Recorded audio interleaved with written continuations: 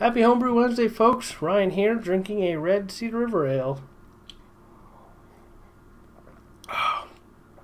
It's good stuff. Happy Homebrew Wednesday. Today I would talk a little bit about water. I don't have a lot to say on the subject, but there's a lot of controversy over it.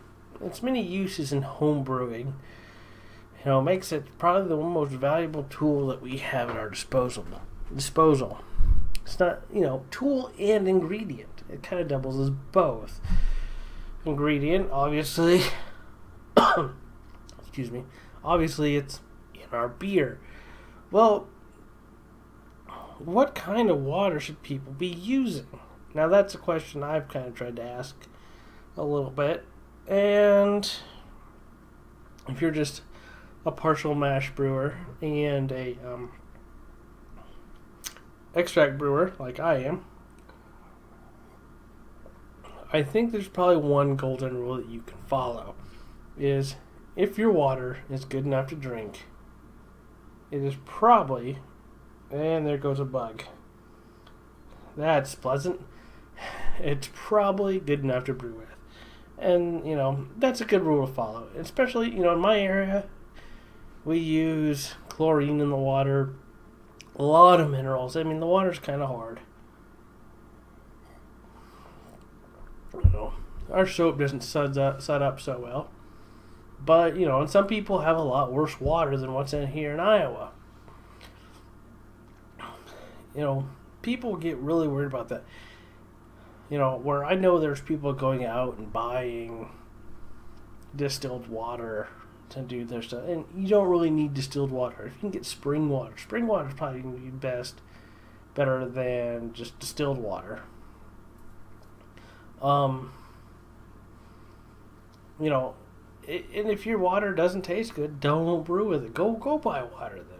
But don't get too uptight. I know people who have bought water since the first day they started because I just assumed their water wouldn't be any good for it. This right here, 100% city water.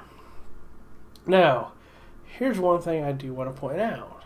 A lot of municipalities use chlorine in the water. If your city uses chlorine, and there's another catch to this in a few minutes,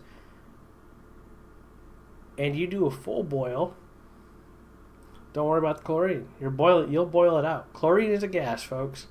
You get that water hot enough, you get it boiling, it's going to come out.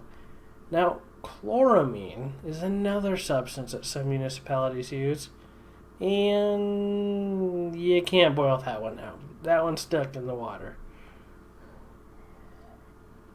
So if your city water uses that substance instead, well, maybe you want to go find some different water to use.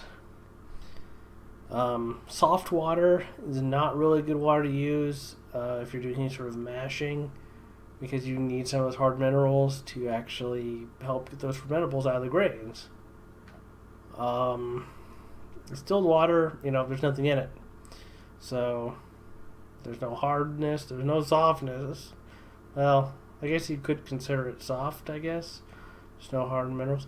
But don't use it to brew. Get spring water if you're going to brew. It tastes better than distilled water. Distilled water, however, is an excellent tool to use. So what's the tool? Well, if you're like me, I love Star San. Star San, I think, is one of the best sanitizers out there. I first got it in my homebrew kit in the little 4-ounce thing. And, I've upgraded to one of the bigger guys.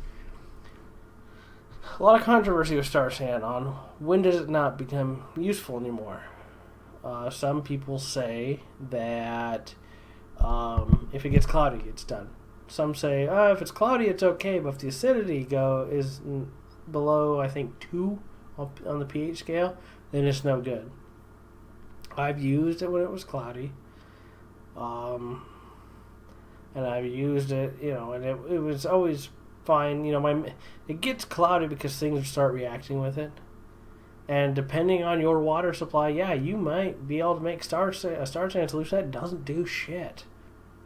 Because you have too much crap in your water, and it's just all reacting with the acid. That is, Star San is. It's phosphoric acid. So, what do? And here's what I do. Because with that cloudy Star San, In my case, if I'm sanitizing bottles with it, the bottles get this film. Everything I put in there gets a slimy film on it. It's disgusting. So what do? I go buy distilled water. Distilled water, your star sand will last a long time. It will stay clear. The acidity will stay right at the right level. Test it every few months or something. I probably go 4 or 5 months on a batch of star sand.